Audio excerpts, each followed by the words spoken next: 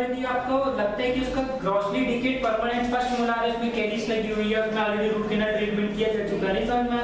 आपको लगता है इसकी सक्सेस रेट कम है, क्या है? तो मत निकालना सर। क्यों? क्योंकि हम परमानेंट टूथ तो निकालते नहीं है। सीरियल एक्सट्रैक्शन से किस में करते हैं? डेसिडुअस में। इंटरसेप्टिव ऑर्थोडोंटिक्स पढ़ रहे हैं तो हमें डेसिडुअस टूथ निकालना है। डेसिडुअस के बाद इसमें कुछ परमानेंट भी निकालते हैं, वो है प्रीमोलार। क्या है? उस समय फिर नहीं करेंगे, समझ में आया? क्योंकि परमानेंट प्रीमोलार तो एक ही बार आता है। अभी मैं आगे आपको बताने वाला हूँ कि सीरियल एक्सट्रैक्शन में हम परमानेंट प्रीमोलार का फर्स्ट टाइम जो प्रीमोलार निकलता है, क्योंकि डायरेक्ट परमानेंट ही निकलते हैं, उनका एक्सट्रैक्शन नहीं करेंगे। आ रहा समझ में? क्योंकि ग्रॉसली डिकेड है तो इसके चांस ऑफ फेलियर है। मालूम भविष्य में परमानेंट फर्स्ट मोलार निकालना पड़ा तो प्रीमोलार का सपोर्ट ले पाएंगे? बोलो क्लास समझ में नहीं आ रही? 10% कुछ पूछना चाहते हैं? बढ़िया है। नेक्स्ट मैडम इसके बाद अनइरप्टेड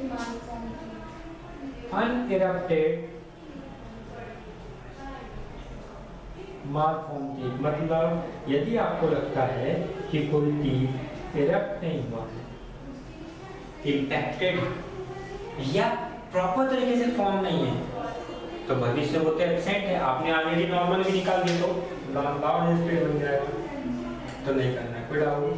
समझ में आया? Next. Yes, advantage of serial extraction. अब क्या पढ़ रहे हैं? Advantage of serial extraction. यदि आपने सीरियल एक्सट्रैक्शन करा तो आपको क्लास 1 माल ऑक्लूजन मिलेगा। नहीं समझ में आया? क्योंकि आपने क्लास 1 माल ऑक्लूजन के पेशेंट नहीं करा, जिससे भविष्य में क्या होगा, जो सीरियल माल ऑक्लूजन हो रहा था वो नहीं मिलेगा। नहीं समझ में आया? मतलब आपको गुड हेल्दी ऑक्लूजन मिलेगा। नहीं समझ में आया? क्लास समझ में आ रही? गुड हेल्दी ऑक्लूजन मतलब एक अच्छा गुड अपीयरेंस आएगा, एस्थेटिक अच्छा होगा। क्या होगा बेटा?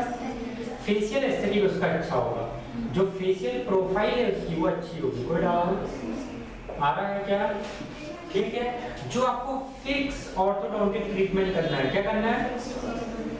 फिक्स ऑर्थोडोंटिक ट्रीटमेंट का जो टाइम है, क्या है? टाइम है या ड्यूरेशन है कि जनरली 1.5 साल 1 साल चलता है, वो कम हो जाएगा। Any doubt? कुछ पूछना चाहते हैं? बढ़िया आगे। Next, better oral hygiene. क्यों? क्योंकि जब नंबर ऑफ टीथ जो एक्स्ट्रा थे आपने निकाल दिए तो वहाँ पे स्पेस बनेगा। जब स्पेस बनेगा तो क्या होगा? हाइजीन मेंटेन होगी। बोले सुनो, कुछ पूछना चाहते हैं? जब टूथ आपस में रेगुलरली अलाइन रहेंगे तो क्लीनिंग नहीं होगी। बोले सुनो, जैसे करें जिंजिवाइटिस हो जाएगी, पीरियडोंटाइटिस होगी, ओरल हाइजीन डेंटल कैरीज लगेगी। तो इसके एडवांटेज क्या? सीरियल एक्सट्रैक्शन के कारण जो अनवांटेड टूथ थे, एक्स्ट्रा टूथ थे, आपने उनको निकाल दिए, ये एडवांटेज है इसका। आ रहा समझ में? और health of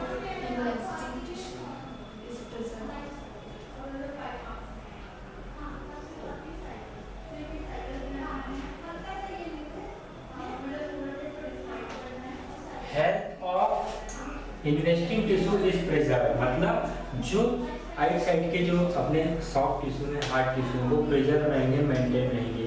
any doubt? Next madam, physiological trauma associated with malocclusion can be avoided, मतलब जो टीएफओ है वो कम हो जाएगा। क्यों? क्योंकि जो टूथ थे इरेगुलर ये रहते थे, वो टीएफओ करेंगे, मतलब चांस ऑफ जो टीएफओ है, ट्रॉमा फ्रॉम माल ऑक्लूजन, कम हो जाएगा। Any doubt? बढ़िया है आगे। नेक्स्ट, लेसर रिटेंशन इंडिकेटेड, मतलब यदि आपने किसी का फिक्स ऑर्थोडोंटिक ट्रीटमेंट किया है, क्या किया है? फिक्स ऑर्थोडोंटिक ट्रीटमेंट किया है, तो उस समय जो रिटेंशन है, क्या है सर? रिटेंशन क्या है? आफ्टर द ट्रीटमेंट हम कुछ ब्रेसेस लगाते हैं, पीछे की पतले से वायर लगाते हैं जो टूथ को उसकी जगह पे फिक्स रखता है। That's called retention. क्या बोलते हैं? रिटेंशन का जो टाइम है वो कम हो जाएगा, क्योंकि टूथ ऑलरेडी नॉर्मल ही आएंगे। यदि एबनॉर्मल पोजीशन टूथ को खींचकर उसकी जगह पे नॉर्मल वाले में लेकर आओगे तो क्या होती है? टेंडेंसी होती है वो अपनी ओरिजिनल पोजीशन में जाएगा, मतलब माल पोजीशन में। नहीं समझ में आया? तो जब ऑलरेडी आपने उसको ऐसे इन्वॉल्वमेंट दिया कि वो नेचुरल पोजीशन में इरप्ट होगा तो रिटेंशन कम हो जाएगा। मतलब आपको ज़्यादा दिन तक के रिटेंशन वाले प्रोस्थेसिस नहीं लेनी, फिक्स या रिमूवेबल। और बताइए more stable result. More stable result क्यों? क्योंकि वो ऑलरेडी अच्छी जगह पे रख लो। आ रहा समझ में? और बस हम क्या पढ़ रहे थे? हम पढ़ रहे थे interceptive orthodontic. Interceptive orthodontic if the errors already begin developing or develop known as interceptive orthodontic. Interceptive orthodontic में मॉल ऑक्लूजन जो है उसको हम पूरी तरीके से ठीक करेंगे या सीवियरिटी उसकी कम करेंगे। मॉल ऑक्लूजन जो इंटरसेप्टिव ऑर्थोडोंटिक्स है इसमें हम क्या क्या कर सकते हैं? तो पहला सीवियर एक्सट्रैक्शन कर सकते हो, करेक्शन ऑफ क्रॉस बाइट कर सकते हो, control of oral habit, removal of soft tissue और bony tissue in the barrier in the tooth eruption, space regaining, जो स्पेस लॉस्ट हुआ था उसको दोबारा लेंगे, इससे टूथ उसकी जगह पे आ पाएगा जो टूथ वहां पुराना था। मसल एक्सरसाइज और जो स्केलेटल माल रिलेशन है उसको ठीक करेंगे। आ रहा समझ में? इसमें सबसे पहले हमने सीवियर एक्सट्रैक्शन को डिस्कस किया। किसको ठीक किया? सीवियर एक्सट्रैक्शन को। नहीं समझ में आया? सीवियर एक्सट्रैक्शन में हमने क्या डिस्कस किया मैडम? आर्ट टूथ डिस्क्रिपेंसी और फिजियोलॉजिक टूथ मूवमेंट। नहीं समझ में आया? कोई डाउट? ठीक है। सीवियर एक्सट्रैक्शन का एक ही फंडा है कि आर्ट टूथ डिस्क्रिपेंसी आपको पहले केरेस एनालिसिस करो, और फिजियोलॉजिक टूथ मूवमेंट क्या है? जब हम एक्सट्रैक्शन करेंगे, क्या करेंगे? एक्सट्रैक्शन करेंगे तो जो टूथ आइट साइड से इरेक्ट हुए हैं, मान लो लेटरल इंसिजन पैलेटली हुआ है तो वो क्या होगा? शिफ्ट होगा ड्यू टू फिजियोलॉजिक मूवमेंट, है उसकी जगह पे जाने की कोशिश करेंगे। गेटिंग आ रहा समझ में? जो टॉपिक इरप्शन हुआ है उसके बारे में कवर करेंगे। सीवियर एक्सट्रैक्शन के इंडिकेशन के क्लास 1 के पेशेंट में देते हैं। समझ में आया? किस पेशेंट के क्लास 1 में देंगे जिसका क्लास 1 तो है? आया समझ में? मिडलाइन डायस्टीमा है, ऑलरेडी सफिशिएंट स्पेस है। क्या है बेटा? Sufficient space. क्लास 2 और क्लास 3 वाले को देंगे ही नहीं। किस क्लास 1 को नहीं देंगे? Class 1 with minimal tooth discrepancy. बोलो हमको क्लास समझ में नहीं आ रही। मतलब यदि आपको लग रहा है कि 0.51 mm की टूथ डिस्क्रिपेंसी मत करो।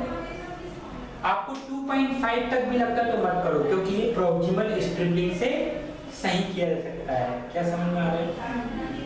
सर सीवियर एक्सट्रैक्शन करते कब है? जब आपको केरेस एनालिसिस करने के बाद 5 to 7 mm का आर्ट टूथ डिस्क्रिपेंसी मैंने, तब हम करेंगे। ये इसका मेन बेस हो गया। कोई पूछना चाहती हो आप? पूछ लीजिए। हाँ, बढ़ जाए आगे। 2.5 mm तक नहीं करेंगे, बढ़ जाए आगे। कुछ पूछना है? बढ़े। सर हमने आपको इंडिकेशन पढ़ाया, हमने आपको कॉन्ट्रा इंडिकेशन पढ़ाया, हमने आपको एडवांटेज पढ़ाया। कोई डाउट? ठीक, बढ़ जाए आगे। ठीक, डिसएडवांटेज। यस, इसकी डिसएडवांटेज क्या है? इसकी डिसएडवांटेज आप सुन लीजिए।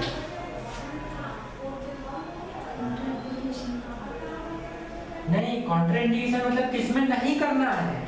डिसएडवांटेज मतलब ये आपने कर लिया या करने का सोच रहे हो, इसकी डिसएडवांटेज क्या है? पहले तो ट्रीटमेंट का जो ड्यूरेशन है, ट्रीटमेंट ड्यूरेशन बढ़ जाएगा। बोले सर कैसे? पेशेंट आपके पास 3 साल से एक बार आया, जब तक कि 12-18 साल का नहीं हो तब तक आती रहेगा, थक जाएगा वो। डिसएडवांटेज एक्सट्रैक्शन करेंगे उसका स्पेस भी तो कवर करना है। आ रहा समझ में? आपने एक्सट्रैक्शन करा उसका स्पेस कवर करोगे, नहीं समझ में आया? एक डिसएडवांटेज क्या हो सकता है कि पेशेंट को समय एलर्जी थी, उस दवाई से आपने दिया, आपके कारण एलर्जी हो गया अननेसेसरी। समझ में आया? आपने पैसे देके फजीयत मोल नहीं दिया। बोले सर आया? प्रॉब्लम आ गई ना? पेशेंट ने लो डॉक्टर ने कहा था, हमने करवा ली, लो ये हो गया। आ रहा है? Next, severe extraction require clinical judgment. ये बहुत बड़ी चीज है। Severe extraction required clinical judgment, मतलब एज सच एक कोई रेशो या प्रिंसिपल नहीं है जिसको अप्लाई करके आप ये बोल सकते हो कि yes extraction is mandatory. It's depend on you only, it depend on me only. If I am thinking I will do, if I am not I am not, I will not. हर समझ में? मुझे लगता है कि नहीं ये ठीक हो जाएगा तो मैं नहीं करूँगा। आपको लगता नहीं एक्सट्रैक्शन इज मैंडेटरी? समझ में आया? ये इसका डिसएडवांटेज है। कोई यूनिवर्सल फॉर्मूला नहीं है कि ये करना है तो ये हो जाएगा सही। कोई डाउट? नेक्स्ट। ये तो बहुत बड़ी चीज है सर, क्यों? वो आपके पास इतने साल आते आते थक जाएगा, बीच में आपको छोड़ देगा, कहेगा डॉक्टर परेशान कर रहा है, 3 साल से बुलाना चालू किया, 12-15 साल तक बुला रहा है, इतने साल के स्कूल भी नहीं जा रहा है, लेकिन चेंज कर देता है। Yes sir. Next. Patient tendency of tongue thrusting. आ रहा समझ में? सर पेशेंट की एक टेंडेंसी होगी, समझना, टू डेवलप टंग थ्रस्टिंग। क्यों? ध्यान से सुनना सर, हमने पेशेंट का एक्सट्रैक्शन करा, टंग थ्रस्टिंग कैसे होगी? सुनना, वो स्पेस बन गया, मान लो आपने एक्सट्रैक्शन करा तो वहां पे स्पेस बनेगा, तो वो क्या करेगा, उसकी जो जीभ है छू के देखेगा, वहां जीभ फंसाने की कोशिश करेगा कि नहीं? अरे हाँ ना, तो क्या है टंग थ्रस्टिंग। ऐसा होता है ना कि हमारे कहीं कुछ फंसा होता है तो वो स्पेस बन जाएगा, तो जीभ वहां पर जाएगी, टंग वहां पर जाएगी, तो टंग थ्रस्टिंग। फिर जब वो मुंह बंद करेगा एट द टाइम ऑफ डिग्लूटिनेशन, क्या करेगा? डिग्लूटिनेशन, उसकी टंग वहां फंसेगी, क्या होगी? मान लो ऊपर आपको कहीं पे, मान लो कहीं स्पेस हो, आप देखो, आप जब मुंह बंद करके सबसे पहले टंग आपकी मिल जाती है, बोलो सर, तो क्या होगा? उसकी मैच्योर स्पेलिंग डेवलप नहीं हो पाएगी। क्या नहीं हो पाएगी? टंग थ्रस्टिंग हो जाएगी। क्या जाएगी? टंग थ्रस्टिंग। पोस्टेरियरली बाइट करेगा, क्या करेगा? कुछ पूछना चाहते हैं और बताइए? ये कि यदि आपने किसी बंदे का एक्सट्रैक्शन कर दिया, आगे समझ में, हो सकता है उसको डीप बाइट हो जाए। क्या हो जाए? डीप बाइट हो जाए। नहीं समझ में? मीजल माइग्रेशन हो जाए, हो सकता है स्पेस उतना मेंटेन ना हो पाए। आपने पता है स्पेस गेनर लगाया, ये स्पेस मेंटेनर लगाया, पर वो कर नहीं पाया किसी कारणवश। समझ में आया? ये डिसएडवांटेज। और Reaching for space can exceed between canine and secondary. मतलब जब आप किसी बंदे का सीरियल एक्सट्रैक्शन करते हो तो बहुत कॉमनली है कि कैनाइन और प्रीमोलार के पीछे थोड़ा सा स्पेस रहता है इधर साइड में, क्योंकि जितना आपने एक्सट्रैक्शन किया उतना स्पेस पे कवर नहीं होता, हल्का सा स्पेस बन जाता है। एक्सियल इंक्लिनेशन मतलब आपने जब सीरियल एक्सट्रैक्शन किया है तो टूथ थोड़ा बहुत, मैंने बताया ना, थोड़ा बहुत तो झुकी जाएगा, इधर देखो हल्का झुकी जाएगा, तो एक्सियल इंक्लिनेशन आपको ठीक करना ही पड़ेगा। मतलब सीरियल एक्सट्रैक्शन के बाद थोड़ा सा तो फिक्स ऑर्थोडोंटिक ट्रीटमेंट रिक्वायर्ड है, ये सबसे पहले रिक्वायर्ड ही है, और नहीं थोड़े दिन के लिए पर जरूर। पढ़ाओ, कुछ पूछना चाहते हो? यस, इसमें 2-3 पॉइंट अपन ने नहीं लिखा है, आ रहा समझ में? यहाँ तक कोई डाउट? यस। अब हम क्या पढ़ रहे हैं? Diagnostic procedures. नहीं समझ में आया? डायग्नोस्टिक प्रोसीजर के लिए हम कैसे इसकी डायग्नोसिस करेंगे, तो सुन लो, इसकी डायग्नोसिस कैसे करोगे? सबसे पहले आप वही कैरेस एनालिसिस करोगे, आप टेलीमीटर एनालिसिस करोगे, सेफेलोग्राम लोगे, क्या लोगे? ओपीजी लोगे। ओपीजी में टूथ देखोगे, कौन सा टूथ इरप्ट होने वाला है, पता चल रहा है टूथ है ही नहीं, वहां पे टूथ मिसिंग है, इंफेक्टेड है। समझ में आया? पेशेंट की एज क्या है, समझ में आया? फिर उसके बाद आप क्या करोगे? सॉफ्ट टिश्यू एनालिसिस करोगे, स्केलेटल एनालिसिस करोगे, मतलब मैक्सिला में कहीं तो नहीं है, मैंडिबल में कोई फॉल्ट तो नहीं है, मैक्सिला आगे तो नहीं है, मैंडिबल पीछे तो नहीं है, क्लास 2 तो नहीं है, क्लास 3 तो नहीं है, फिजियोलॉजिकल तो नहीं है, एनाटॉमिकल तो नहीं है, मस्कुलर तो नहीं है, मतलब उसकी नॉर्मल जो है मसल स्ट्रेट प्रोफाइल में, ये सब आप चेक करोगे। यदि आपको लगता है सब कुछ नॉर्मल है, क्या है, तब फिर आप आगे बढ़ोगे। उसके बाद फिर 3 मेथड है, कितनी? 3 साइंटिस्ट है, आ रहा समझ में, जो कि मैं यहाँ बता रहा हूँ, समझिएगा।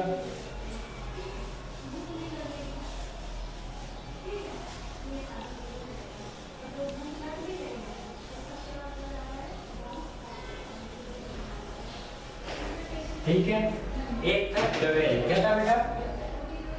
3 मेथड थी हमारे पास, एक थी डेविल मेथड, कौन सी है? दूसरा टिड मेथड, और जो तीसरी मेथड है आपकी सहूलियत के लिए, ये साइंटिस्ट ने जो टिड ने बोला था वही नहीं इसने बोला था, समझ में आया? ये काम इसने अच्छा कर दिया, पर इसका नाम गलत आ गया। कोई डाउट? सर डोइस ने क्या कहा? सुन लो, डोइस ने क्या कहा, सुन लेना। और यदि आपको समझ में आया तो तीनों मेथड बहुत इजी है, हमारा समझ में बस क्या है, क्रॉस करने वाली बात। डोइस ने क्या कहा कि हम पहले 8 to 9 इयर्स में, कितने में? जब हमारे पास पेशेंट आया उसकी एज कितनी होनी चाहिए 8 to 9 ईयर्स। पहले हम किसका एक्सट्रैक्शन करेंगे डेसिडुअस कैनाइन को। किसका करेंगे deciduous canine, समझ में आया। आइदर साइड दोनों की बात हो रही है ठीक है दोनों तरफ के अपर लोअर जो भी आप कर रहे हैं समझ में आया। अपर कर रहे हैं तो अपर दोनों लोअर कर रहे हैं लोअर समझ में आ रहा है। इसके बाद फिर क्या करेंगे सर इसके बाद परमानेंट फर्स्ट प्रीमोलार का एक्सट्रैक्शन करेंगे फिर डेसिडुअस फर्स्ट मोलार का एक्सट्रैक्शन करेंगे। क्या क्लास समझ में आई आया क्या कुछ पूछना चाहते हो मैं फिर से रिपीट कर रहा हूँ पूछ लेना नहीं तो मैं कुछ पूछने वाला हूँ। डेल्स ने कहा जब बच्चा है 8 to 9 ईयर्स में हम पहले किसका एक्सट्रैक्शन करेंगे डेसिडुअस कैनाइन फिर करेंगे extraction of permanent first premolar फिर एक्सट्रैक्शन करेंगे deciduous first molar. Deciduous canine का एक्सट्रैक्शन करोगे तो पता है क्या होगा वहां पे जो कैनाइन इरप्ट हो रहा है परमानेंट उसको स्पेस मिल जाएगा। क्या मिल जाएगा space, पर वो तो लेट